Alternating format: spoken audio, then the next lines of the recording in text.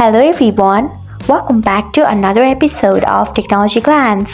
Today in this video, I'm going to guide you through how you can enable EasyList Lithuania on Brave.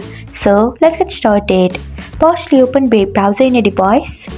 Then tap on three dots icon. Next tap on settings.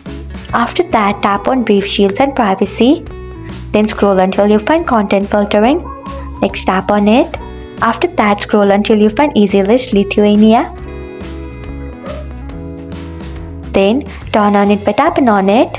So this is how you can enable EasyList Lithuania on Brave.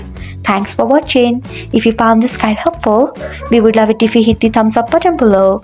We upload great new tech tutorials like this one every day, so do not forget to subscribe to our channel and hit the bell icon so that you'll never miss another update.